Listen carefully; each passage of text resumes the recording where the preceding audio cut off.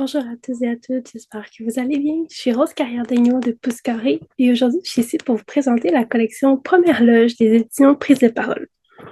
C'est une collection qui présente des pièces de théâtre contemporaines sous la forme d'albums illustrés qui sont destinés à un public de 6 ans et plus. C'est des livres parfaits pour pratiquer la lecture à voix haute. Ça permet de pratiquer la fluidité, l'intonation, peut même utiliser plein d'expressions pour faire la lecture à voix haute de ces œuvres-là. C'est aussi une collection qui permet de s'initier au genre du théâtre puis à éveiller l'intérêt des jeunes pour ce genre de texte. Les livres de la collection Première Loge présentent des thématiques actuelles comme l'inclusion et l'écologie qui peuvent être utilisées pour engager des discussions ou des réflexions en classe. Ça permet de favoriser l'analyse, mais aussi le développement de la pensée critique chez les jeunes. Et finalement, les illustrations de ces albums soutiennent la compréhension du texte et elles incitent aussi à des activités de dessin, d'invention de nouvelles scènes ou même de mise en place de décors. Il y a jusqu'à présent 2 albums qui sont parus dans la collection Première Loge que je vais vous présenter aujourd'hui. Le premier livre que je vais vous présenter, c'est un album de Sarah Mignon qui est illustré par Valérie Desrochers. Ça s'appelle Dans tous les sens.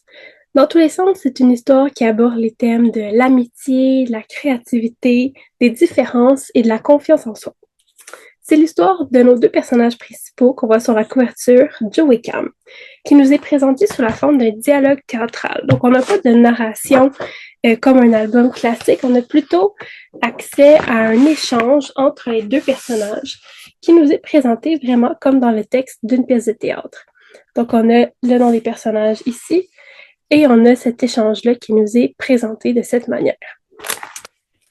On est vraiment plongé quand on commence cet album-là au plein cœur de l'action. En fait, l'histoire commence même avant le début du livre, parce qu'on a ici une mise en contexte, une histoire avant l'histoire, où est-ce qu'on voit Joe et Cam qui s'enfuient, ils ont l'air de courir vers une cabane, et on voit des bulles ici, des paroles qui nous proviennent hors champ, qui nous disent attrapez-les, poules mouillées, vous êtes tellement bizarres. Donc, on comprend qu'il y a une situation où Joe et Cam se trouvaient en groupe avec d'autres enfants et qu'ils ont été rejetés.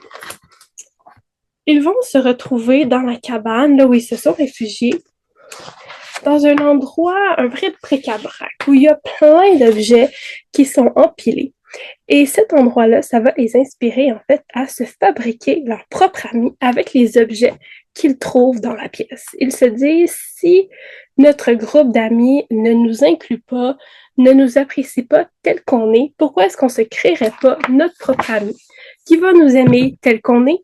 Nous aussi, en retour, on va l'aimer tel qu'il est et on va pouvoir se sentir en sécurité avec cet ami-là. Ils vont donc commencer à fabriquer leur ami avec tout le matériel qu'ils trouvent. Joe et Cam adorent inventer des machines et là, ils se disent pourquoi pas inventer un ami avec qu'est-ce qu'on trouve. Ils vont commencer, bien évidemment, par le tronc. Et c'est là qu'au fur et à mesure qu'ils fabriquent leurs amis, Joe et Cam vont utiliser des expressions de la langue française qui contiennent des parties du corps. Donc, on va commencer par faire le tronc. Et là, il va y avoir confusion entre Joe et Cam. On va dire, on fabrique le tronc, mais c'est pas un arbre qu'on fabrique, c'est un ami. Et on va comme ça explorer soit le langage propre, le langage figuré. Des fois, il y a des parties du corps qu'on nomme avec des mots qui peuvent être utilisés dans d'autres contextes. Mais il y a aussi des expressions qui contiennent des mots de parties du corps. Par exemple, le mot tête, c'est un bon exemple. Il y a beaucoup d'expressions qui contiennent le mot tête. Par exemple, faire la tête, avoir une tête de cochon, être tête de pioche. Et on va nous expliquer la signification de toutes ces expressions-là à travers le dialogue entre Joe et Cam. On va faire la même chose avec les bras, par exemple. Être un bras droit. Qu'est-ce qu'être le bras droit de quelqu'un? Ça ne signifie pas être littéralement son bras droit, mais on va nous expliquer la définition de cette expression-là. En avoir plein les bras aussi est un bon exemple. Donc, c'est vraiment une histoire qui, au fur et à mesure qu'on avance, au fur et à mesure qu'on construit l'ami, on va travailler la langue. C'est une histoire qui permet de développer notre vocabulaire, de développer aussi notre compréhension du sens figuré des mots. À la fin, quand Joe et Cam vont avoir construit leur ami qu'on voit ici, Ils vont discuter un peu avec lui, puis il y a une discussion très intéressante autour du fait que Joe et Cam, en fait, s'interrogent de la manière qu'ils devraient habiller leur ami. Est-ce qu'ils devraient porter des robes? Est-ce qu'ils devraient porter un pantalon? Est-ce que ça devrait être un garçon? Est-ce que ça devrait être une fille? Est-ce que le fait qu'il porte une robe signifie automatiquement qu'il est une fille? Et au final, qu'est-ce que ça change qu'il soit un garçon ou une fille? Parce que bon, c'est leur ami. Ils se sont dit qu'ils voulaient se faire un ami à leur image, qu'ils les aimeraient tels qu'ils sont, et que ce soit un garçon ou une fille, au final, ça ne change pas grand-chose. Ils vont ensuite développer le courage de sortir de leur petite cachette, accompagnés de leur nouvel ami. Et c'est ce qui donne lieu à cette scène de fin où on les voit là, qui posent fièrement à côté de leur ami. Ils ont gagné le courage de se présenter avec fierté à leur groupe d'amis et c'est vraiment ce qui va encourager là, une réaction positive de la part des autres. On se souvient des bulles au début de l'histoire où on avait des paroles méchantes, des paroles blessantes. Mais cette fois-ci, on a des exclamations positives. On nous dit, ah, on dirait de marionnettes. Waouh, c'est quoi ça? Trop cool. Même voulez-vous venir jouer au ballon avec nous? Donc, on comprend qu'à la suite de cette création-là, Joe et Cam ont réussi à gagner le courage de se présenter tels qu'ils sont avec fierté et les autres les acceptent dans leur groupe d'amis. Donc, c'était pour Dans tous les sens de Sarah Mignon et Valérie Desrochers.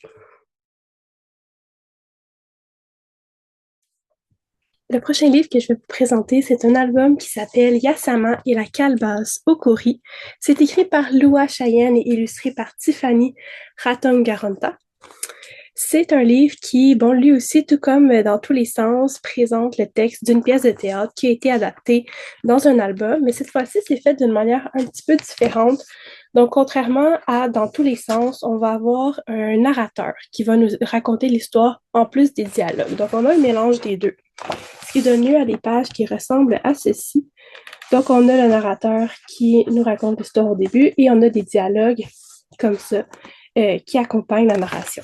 Ça fait en sorte que c'est un livre qui, à mon avis, se prête très bien à la lecture à voix haute avec vos élèves. Ça permet d'attribuer des rôles à certains élèves et avec les plus jeunes. Ben, peut-être que vous pourriez assumer le rôle du narrateur. Ça permet d'introduire aussi le concept d'un narrateur dans une histoire. Quel est son rôle? À quoi est-ce qu'il sert? Quel genre d'informations est-ce qu'il communique au lecteur? Ben, avec les plus vieux, vous pourriez même là, donner le rôle du narrateur à un élève qui pourrait, lui, faire la narration et vous pouvez alterner, bon, si vous avez une classe qui est plus nombreuse, mais ça permet de donner plusieurs rôles différents de lecture à voix haute avec les élèves, soit en dialogue, soit en narration. Donc, excellent pour ce type d'activité. Yasama et la calebasse Okori, c'est l'histoire de Yasama qui habite dans un village avec sa famille. Un village où, bon, les villageois sont très heureux. Tout le monde vit de l'agriculture. Donc, on la voit ici avec sa famille. Tout le monde travaille dans les champs. Tout va pour le mieux. Tout le monde est bien content. Il y a de l'abondance. Il y a beaucoup de nourriture. Tout va bien dans ce village-là. Yasama, sa responsabilité, si je peux dire, c'est d'aller chercher l'eau au puits. Et c'est une activité qu'elle fait avec plaisir à tous les jours, se réveille avec le chant du coq, va chercher l'eau dans le puits. On la voit ici qui va en dansant. C'est vraiment une de ses activités préférées de la journée. Par contre, plus le temps avance et moins les récoltes vont être abondantes, à cause de la sécheresse qui commence à s'installer. Et la sécheresse, ben, ça signifie que Yasama doit se rendre de plus en plus loin, dans des puits de plus en plus loin, dans des ruisseaux de plus en plus loin, pour aller remplir son seau d'eau. Et ces marches pour se rendre jusqu'à la source d'eau vont devenir de moins en moins agréables. Elle qui allait en dansant, eh bien, on nous dit progressivement qu'elle s'y rend sous un soleil accablant, avec le vent qui lui pique le visage, et on voit ici qu'elle ne danse plus du tout. Un jour, elle va tomber sur son chemin sur un baobab qui est un très grand arbre, vraiment magnifique, qui qui est à la source d'eau la plus loin où elle doit aller pour remplir son seau. Et le baobab va se transformer en un vieux sage. Et ce vieux sage-là va offrir, on va voir ici, donc le baobab qui se transforme en vieux sage et qui va offrir à Yasama une calebasse. Cette calebasse-là, elle est magique et si elle la secoue 3 fois, elle va se remplir d'eau. Et si elle la secoue 4 fois, elle va se remplir de nourriture. Donc, cette calebasse-là va permettre à son village de se réapprovisionner en eau, en nourriture et à rétablir la paix aussi dans le village parce que, bon, tout le monde manquait de nourriture, c'est une situation qui est stressante, tout le monde devenait un peu de mauvaise humeur, manquait de patience, ce qui ferait en sorte que, grâce à la calebasse magique, la paix reviendrait dans le village. Mais le grand baobab va lui faire promettre, en fait, de transmettre aux villageois l'importance d'honorer la terre-mère, l'importance de ne pas gaspiller la nourriture, de ne pas gaspiller les récoltes, les ressources, de ne rien prendre pour acquis et de faire attention, bref, à l'environnement. Et s'ils tiennent cette promesse-là, en fait, la calebasse va faire en sorte qu'ils ne manqueront plus jamais d'eau, ne manqueront plus jamais de nourriture.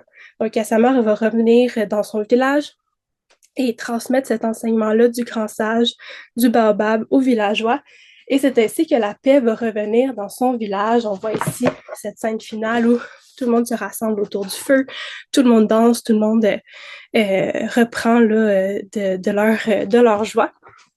Et à la toute fin, on nous dit que Yasama, elle n'a pas elle n'a pas, elle est restée en contact avec le baobab, elle est retournée le voir plusieurs fois. Le baobab lui a offert plein d'autres enseignements et on la voit ici, là, plus vieille, qui est fidèle à ses habitudes, retourne le voir et continue d'apprendre de belles choses. On nous dit qu'elle est devenue de plus en plus sage, comme le baobab.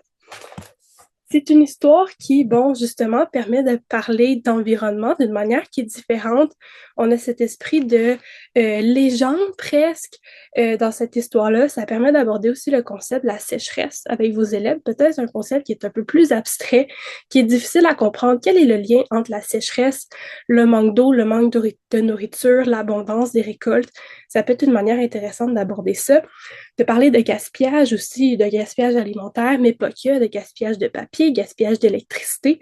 Bref, de traiter là, de ces comportements-là en harmonie avec l'environnement, avec vos élèves. Je trouve que c'est une belle histoire pour introduire ce sujet-là et amorcer les discussions.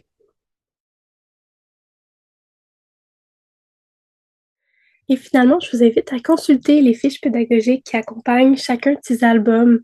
Vous allez y trouver des activités avant la lecture qui permettent de préparer et de mettre en contexte les élèves avant d'amorcer la lecture des albums. Il y a aussi des activités pendant la lecture pour vous permettre d'animer le livre, mais aussi pour assurer la compréhension. Et finalement, des activités après la lecture pour réinvestir les acquis, mais aussi pour s'amuser avec les thématiques qui sont abordées dans chaque album. La fiche de Dans tous les sens, elle propose entre autres des activités en lien avec la langue, par exemple un bingo des expressions, mais aussi des mots étiquettes.